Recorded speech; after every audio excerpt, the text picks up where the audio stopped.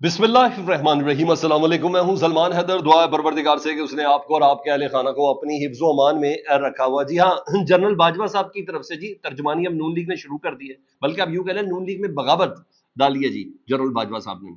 और यही नहीं, नवाज शरीफ साहब का हंगामी इजलास मॉडल टाउन में इसको डेफिनेटली इसके साथ हमने अटैच करने, क्योंकि वो है ही नैरेटिव पे कि जनरल बाजवा से मुतालिक अब क्या नैरेटिव रखना है, जनरल फैज से मुतालिक क्या नैरेटिव रखना है, किन की चीज़ों को सामने रखना है। ऊपर से army chief general Asim Munir साहब ने अपने दो सीनियर्स बुलवा लिए हैं।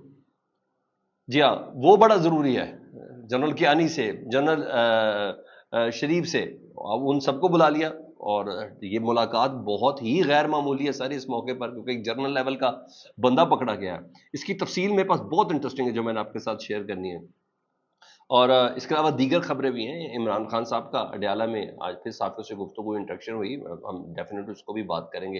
लेकिन इन तमाम चीज़ों से पहले आपको खबर दे दूं कि जनरल फैज़ हमीद नेटवर्क से फ़ौज के 3 और रिटायर्ड अफसरान को गिरफ्तार कर लिया गया है। ये खबर मैं आपको दे रहा हूं कि फ़ौज के 3 मजीद रिटायर्ड अफसरान, जी हाँ, उनको गिरफ्तार कर लिया गया है। जनरल फैज़ हमीद नेटवर्क से रिलेटेड ये लोग थे। ये खबर मैं आपको दे रहा हूँ। हाँ, इस बार इनके नाम सामने नहीं आए हैं, क्योंकि ज़राए के खबर दी जाती है। जब ज़राए के खबर दी जाती है तो फिर आपको पता है वो देने वाले भी खुद ही होते हैं, लेकिन नाम देना इस बारी ज़रूरी नहीं समझा गया कि ये 3 जो हैं ये किस रैंक के हैं। लेकिन अभी खुद मैंने आपको बताया था कि 52 गिरफ्तारियां ड्यू हैं इस सारे नेटवर्क के सिलसिले में। ठीक है, अब आऊं जरा मैं जरा तफसील की तरफ बढ़ते हुए। तो फैज़ हमीद साहब की गिरफ्तारी के बाद ना जी आर्मी चीफ जो है वो डेफिनेटली आसिम मुनीर साहब की एक बहुत अहम सिटिंग हुई।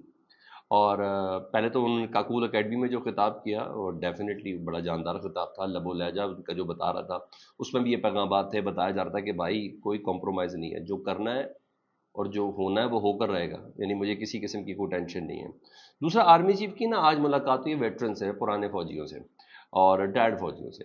तो आर्मी चीफ ने उनमें आर्मी चीफ की साबिक आर्मी चीफ जनरल कियानी और जनरल राहील शरीफ से मुलाकात हुई है, और वो पिक्चर्स बाकायदा शेयर हुई है। और ये मुलाकात बहुत गैर मामूली है। इसकी कुछ वजूहात हैं। इस मुलाकात का मकसद तो एक ही है कि फैज़ हमीद साहब की जो गिरफ्तारी है उस पर इनको एतमाद में लेना है। ठीक है जी। और आइंदा जो करना है उसके ऊपर भी, जो मामला है उसके ऊपर भी उनको एतमाद में लेना है, क्योंकि जर्नल लेवल का बंदा पकड़ा है ना। ये लेफ्टिनेंट जनरल थे ना फैज़ हमीद साहब, उस लेवल का बंदा पकड़ा, तो जर्नैलों को, साबिक जर्नैलों को एतमाद में लेना बहुत ज़्यादा ज़रूरी है। और उन्हीं का ही साबिक कुलीग था, तो हर एक के नीचे कहीं ना कहीं काम तो किया हुआ था। दूसरा, इस मुलाकात में एक बंदा नहीं था, उसका नाम है जनरल कमर जावेद बाजवा साहब। इस बंदे का और किसी तस्वीर में भी नहीं थे। तो इस तस्वीर में ना होना और मुलाकात में ना होना, ये भी एक पैगाम है कि अगर ये जनरल फैज के साथ जनरल बाजवा साहब थे, अगर क्या यकीनन है सबको पता है वो साथ थे, तो उनके साथ हम नहीं बैठ रहे। कहाँ 14 अगस्त की पिछले साल की परेड और उसमें रिटायर्ड जनरल बाजवा साहब जनरल आसिम मुनीर साहब के साथ, कहाँ आज वेटरन्स के ऊपर यानी रिटायर्ड फौजियों में वो शामिल ही नहीं है। तो ये दोनों चीज़ें बड़ी चीज़ें हैं, बाकायदा तौर पर अवॉइड किया गया है। और जनरल फैज अकेले तो थे नहीं, मेरी पता जनरल बाजवा साहब भी थे। तो इसलिए पाकिस्तान तहरीक इंसाफ के किसी गिले शिकवे से भी बचने के लिए वो मीडिया पर मामला तो कि भाई आपने जनरल फैज तो अकेले थे ही नहीं, जनरल बाजवा उनके साथ थे, तो आपने जनरल बाजवा को गले लगा के जनरल फैज को क्यों अंदर किया है। ये बहुत सी चीज़ें थी, क्योंकि इमरान खान साहब ने आज जेल में भी ये बातें की हैं। तो मुझे कोई प्रॉब्लम नहीं है जनरल फैज की गिरफ्तारी के हवाले से। वो कह रहे हाँ, एक अच्छा एसेट था जो ज़ाया किया गया, ये चीज़ थी। नवाज शरीफ और शहबाज शरीफ की सिफारिश पर उनको एज DGISI उनकी पोस्ट को ख़त्म किया गया। जी हाँ, उनकी ट्रांसफ़र की गई थी। हालांकि मैं ये चाह रहा था, इमरान खान साहब ने यहाँ तक बातें की। अभी आगे की बहुत सी डिटेल्स हैं इमरान खान साहब के हवाले से, वो भी मैंने डेफिनेटली आपके साथ आगे चल के बतानी है। इसके अलावा इमरान खान साहब की ना अडयाला जेल में मुबैना सहूलतकारी के इल्ज़ाम है। आपको पता है अकरम साहब जो डिप्टी सुप्रिटेंडेंट जेल है, उनको पकड़ लिया गया। इन पे इल्ज़ाम, ये नरेटिव बयान किया जा रहा है। सर नरेटिव ज़रा सुन लीजिएगा कि ये सहूलतकारी करते थे, इमरान खान साहब की फ़ोन पे लोगों से बातें करवाते थे, عمران خان صاحب کو آرٹیکل لکھوانے میں یہ مدد دیتے تھے. مجھے ہنسی آ رہی ہے ان سب چیزوں پہ.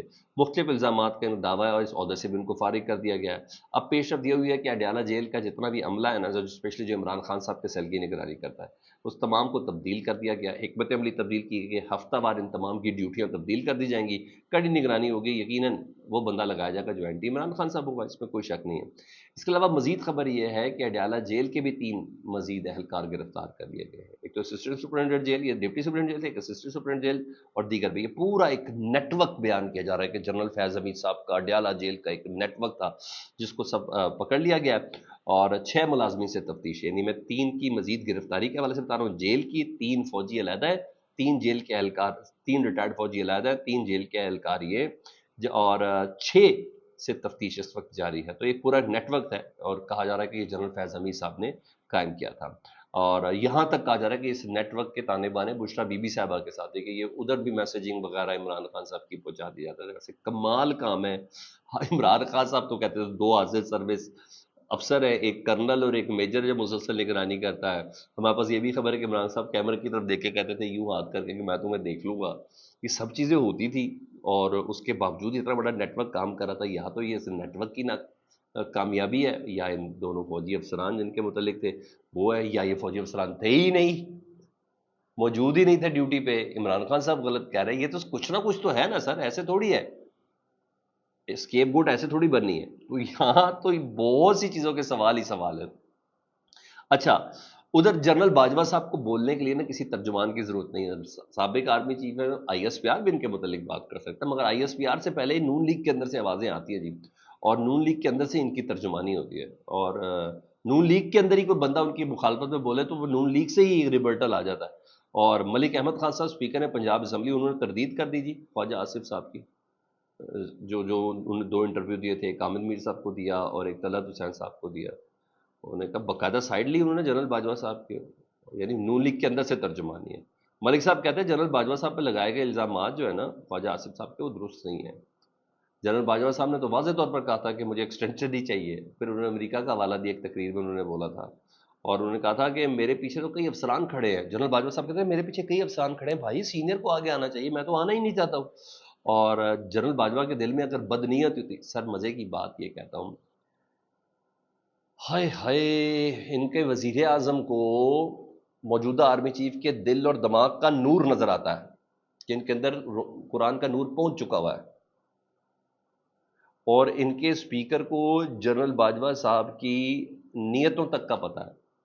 وہ کہتے ہیں جنرل باجوہ صاحب کے دل کی نیتیں، انہوں نے کہا جنرل باجوہ کے دل میں بدنیتی ہوتی تو آپشن مختلف تھی.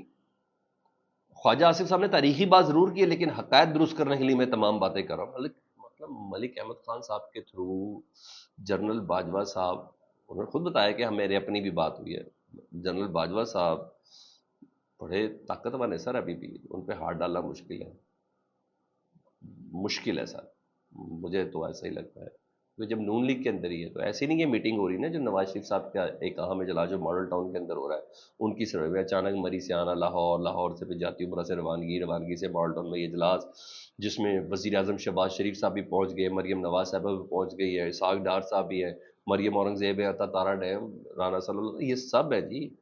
تو انہوں نے اب ظاہری بات ہے پارٹی، ایک تو یہ چیزیں ہیں، اب پارٹی بھی تو پش کر رہی ہے نا، کارکنی پش کر رہے ہو. سر جی کدھر مر گئے ہیں آپ لوگ، کدھر ہیں آپ لوگ؟ باہر آؤ، نکلو یار، کوئی بیانیہ بناؤ، کیا کر رہے ہو؟ نون لیگ کا بتاتے ہوئے ہمیں شرم آتی ہے. کارکنوں کی بات ہے، میں حلفاً قرآناً قسماً کہہ رہا ہوں آپ کو،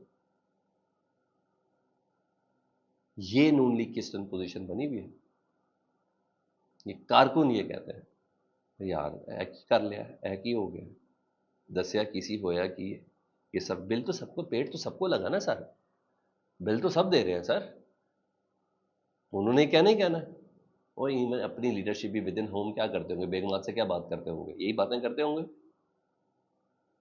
بچے بتاتے تو ہوں گے نا سر، جتنے مرضی لیوش لائف گزار رہے ہو مگر بتاتے تو ہوں گے نا ابا جی اصل حقیقت یہ ہے، خدا کا واسطہ ہے کسی غلط فہمی میں نہ رہیے گا. تو بہرحال مشاورتی اجلاس ہے، نواز شریف صاحب نے یہ بلایا ہے، اور عدلیہ کے حوالے سے بیانیہ کس طریقے سے بنانا ہے یہ ایک اہم موضوع ہے. جنرل فیض پر پوزیشن کیا لینی ہے یہ ایک اہم موضوع ہے، یہاں یہ چل رہا ہے جی.